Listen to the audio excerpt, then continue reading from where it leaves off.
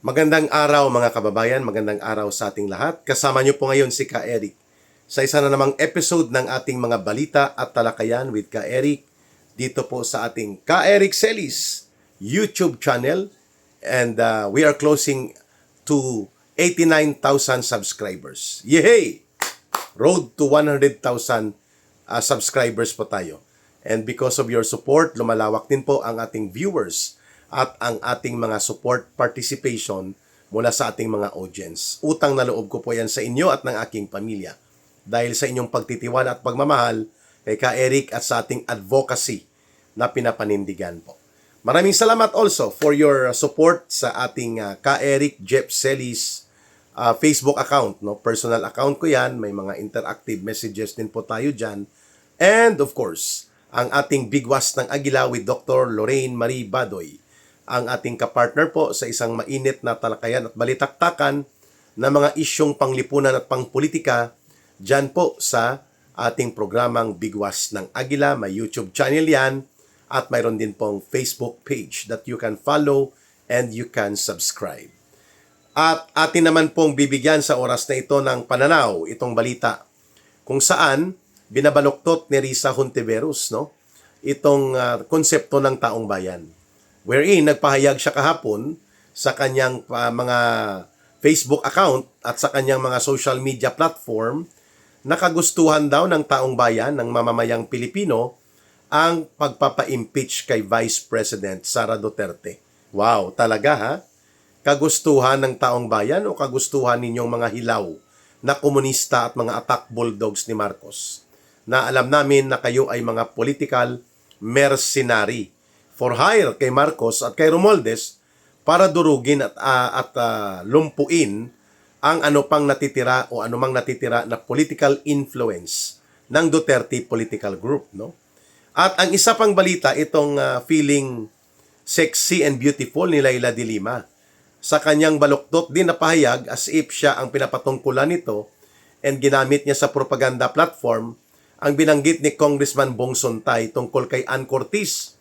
Aba, nakisawsaw din po si Lola Leila de Lima ng kanyang sinabi na ang mga kababaihan daw ay hindi ginawa para pagnasaan. Talaga naman, kay kung ikaw ang pagtitingnan, hindi naman talaga magkakaroon ng pagnanasa laban sa iyo o patungkol sa iyo.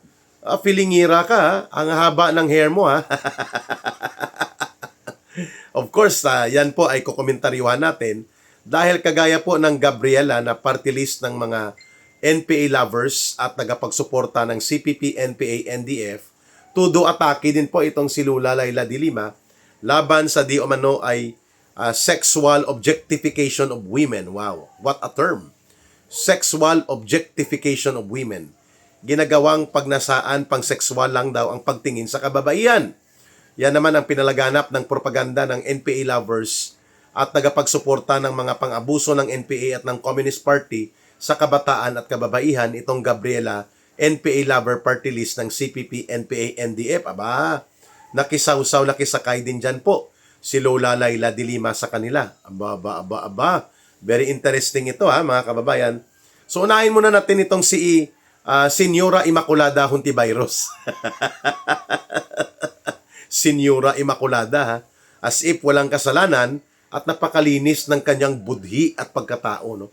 Itong itinuro ng mga witnesses at ng ilang grupo kagaya ni Atty. Topacio, Atty. Jing Paras, itinuro nila si Hontiveros at nila Michael Murillo na nagtatanim witness at nagmamanipulate ng kanyang mga committee hearing. Aba, ayaw pa umamin at nagpasampa-sampa pa ng kaso na libel at kung ano-ano pa. Ganon din po ang ginawa niya tungkol dito sa pagkakasangkot niya rin dito sa flood control at mga insertions, no? Immaculate insertions na tinumbok laban sa kanya ni Ka Tonyeng at ni Jerry Baha, mga mamamahayag po ito dyan sa programa nila sa 2x2. I think aired over or via DZRH station. So, si Hontiveros po ay nagkakaroon ng maling konsepto ng taong bayan sapagkat hindi interes ng mamamayan ang kanyang nire-represent. Hindi rin po ito political opposition. Ito ay political opportunist na ginagamit nila Marcos at nila Romualdez para po sa kapakanan ng pag-atake, magsilbi bilang bayaran ng mga attack dogs laban sa mga Duterte. So, anong taong bayan po ang binabanggit ni Hontiveros? Walang taong bayan dito. Sila. Sila ang may pakana. Sila ang may gusto sapagkat itong Akbayan Group ni Hontiveros at na nila Jokno at ang Yellow and Pink Zombies nila Trillanes at nila De Lima, nila Pangilinan, lahat ng yan ay mayroong common agenda. Kasama sila Marcos at Romualdez and ang mga komunistang teroristang grupo na mga party list na kamatayan block ng CPP, NPA, NDF. They have one thing in common na tumutuhog sa kanila. Tumutuhog talaga. Of course, nagtutuhugan talaga sila, no? Kayo nang bahala magbigay ng meaning ng tuhog sa kanila. So, ang tumutuhog po dito sa grupo ng hilaw na komunista group na Akbayan ni Hontiveros, nila Jokno, at itong Yellow Pink Zombies na mga oportunistang politiko na hawak nila De Lima, nila Trillanes at nila Pangilinan at nila Robredo. Ang isa po ay ang komunistang teroristang grupo ng CPP, NPA, NDF at Kamatayan Party List groups nila ang tumutuhog sa kanila na common agenda with Marcos and Romualdez ay kung papaano po nila madudurog at malulumpo at mawawala sa Philippine political landscape ang influence ng mga Duterte. Lalo na po na ngayon ay physically na ipatapon nila matapos na ipadukot o ipakidnap nila Marcos at Romualdez at ng ICC, si Pangulong Duterte, they want to destroy Sara Duterte because she is not only the standby president or the constitutional successor to Marcos Jr., but she is also the runaway frontliner sa lahat ng surveys at lahat po ng political projections for 2028 elections. Tinutumbok na si Sara Duterte po ang gusto ng sambayan ng Pilipino, mayoriya, na maging presidente.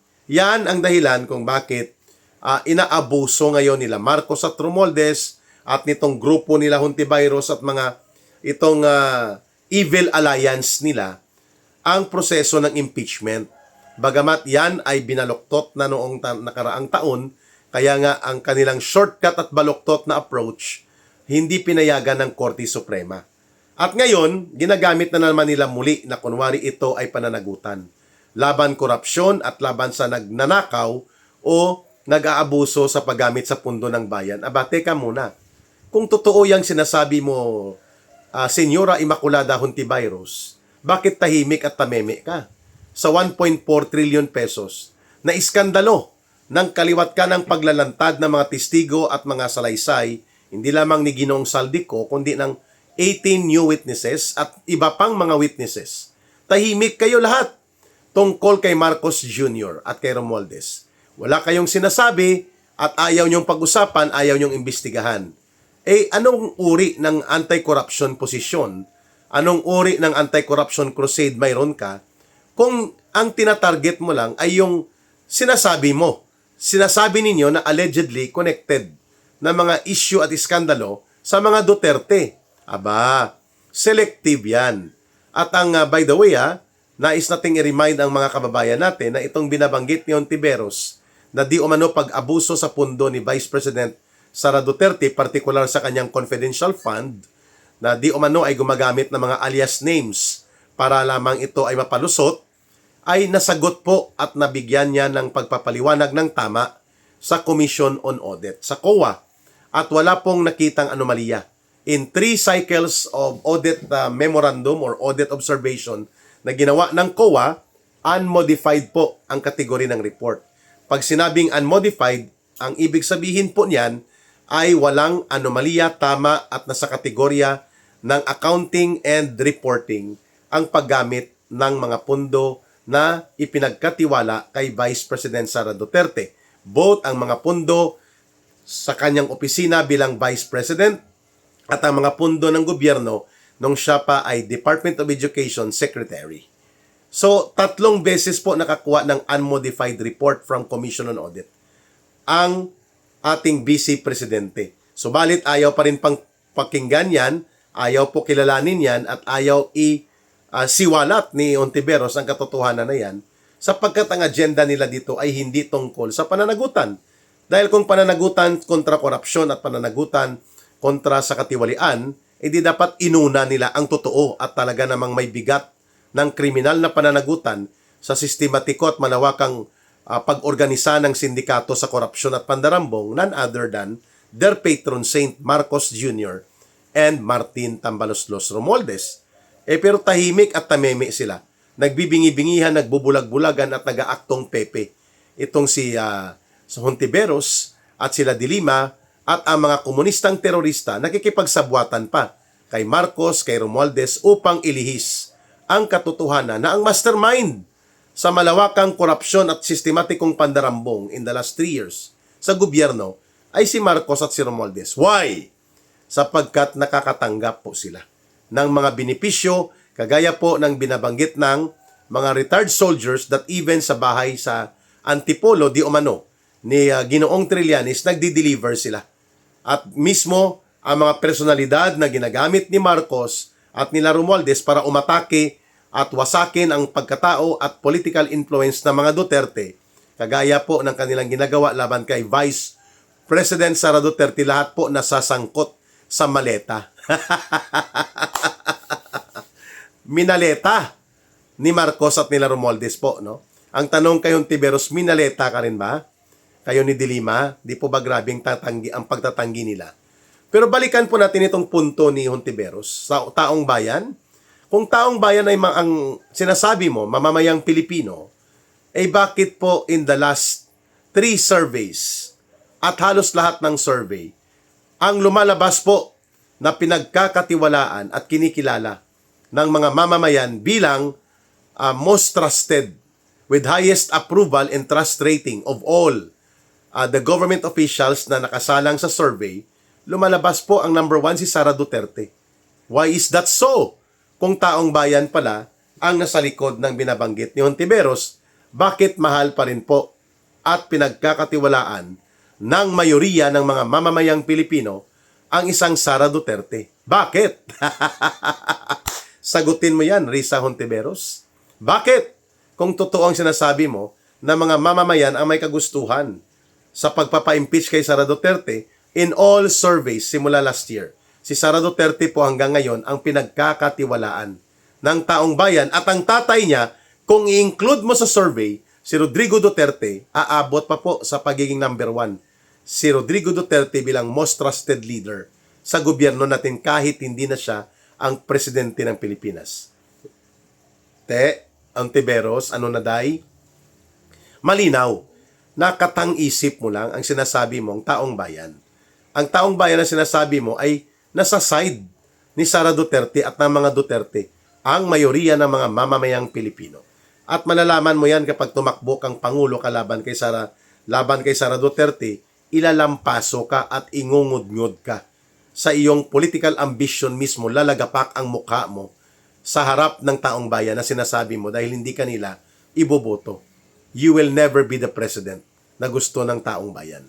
Sapagkat hindi ka panipaniwala, hindi ka tiwa-tiwala ang iyong pagkatao at ang inyong track record sa politika, track record ng pakikipagsabwatan, track record ng oportunista na politika at track record ng tagapagtanggol ng inyong mga kain-suka dati, no? Sinuka nyo, kinakain nyo ngayon. At hinihimod nyo pa ang kanilang talampakan. Well, now, going dito kay De Lima, nag-iilusyon itong si Frailties of a Woman. Well, pumatol daw siya sa kanyang driver, di umano, na si Ronnie Dayan at sa kay Junel, according sa kanya ay frailties of a woman, kahinaan ng kababaihan. Bakit? Bakit? Sasabihin mo pinagnanasaan ka ng mga lalaki dahil nagkomentaryo si Bong Suntay sa kanyang example of imaginary crime, which is not a crime according to the legal doctrine about Ann Cortez. Nakisawsaw po si Hontiveros, nakisawsaw din po ito si Lula Laila de Lima at pati po ang Gabriela. Dahil pareho sila ng tuhog eh.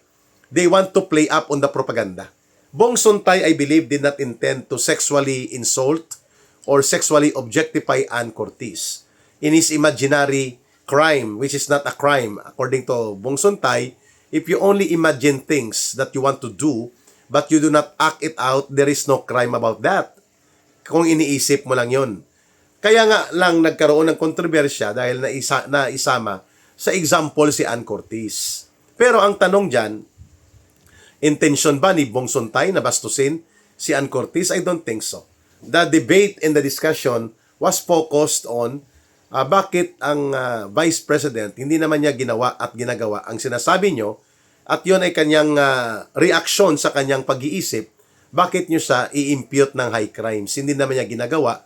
Ang sinasabi niyang kapag namatay siya o pinatay siya, ay mayroon din pong papatay kina Marcos Jr., kay Lisa Araneta at kay Martin Romualdez. And that is part of her mind thinking. Thinking aloud. Thinking out loud rather. Hindi po yun krimen. Yun ang banggit ni Bong Suntay. Tama siya doon legally. Ang kanyang medyo kontrobersyal lang na ginawa pa niyang example na kapag nag-i-imagine ka ng mga bagay kay Ann Curtis, hindi mo naman ginagawa, walang krimen doon. Aba, sinakyan ng Gabriela na hawak ito ng CPP, NPA, NDF sa dinami-daming mga nire-rape at inaabuso na kabataang kababaihan ng mga NPA ng Communist Party of the Philippines, tahimik ang Gabriela. Dahil kaisa nila yon kabalahibo nila. Pero pagdating kay Pangulong Duterte, pagdating dito kay Bong Suntay at sa mga issue, kagaya ng mga allegations laban kay Pastor Kibuloy, sumasakay itong Gabriela. At ganon din pong sumasakay ngayon sila at si Lola Layla de Lima dito sa propaganda attack nila laban kay Bong Suntay. Hindi ka pinagnanasaan at kailanman hindi ka kanasanasa. Hindi ka kaantas ng pagnanasa ni Bong Suntay na sinasabi mo, Layla de Lima, which hindi naman yun ang purpose or intent ni Bong Suntay sa kanyang example doon sa House of Representatives.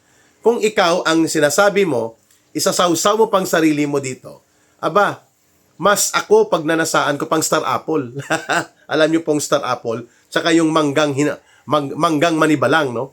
Upang gawin po siya na pulutan sa kanin kapag kumakain. Mas gusto ko pa yon kaysa tingnan ng pagmumukha ni Dilima. Huwag kang feelingira. Mas kaakit-akit ang manggang manibalang at ang mga abukado at Star Apple kung titingnan ito kumpara sa pagmumukha mo. Lola Layla de Lima.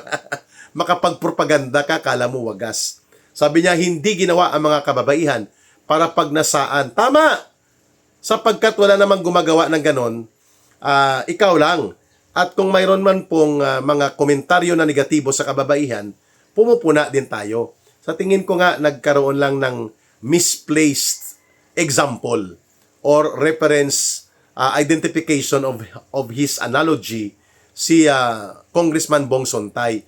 Pero sa intent, hindi po niya ginawa na bastusin o ipahiya si Ann Curtis, no? Pero sinakyan ito ng oportunistang politika ng mga bulok na yellow and pink zombies na akala mo napakatino at napakalinis nila, ibat-bat naman po ng kapuna-puna at kabulukan na uri ng politika at mga ginagawa sa ating political system, no? At itong si Dilima nga, nasasangkot pa ito sa iskandalo ng drug trafficking.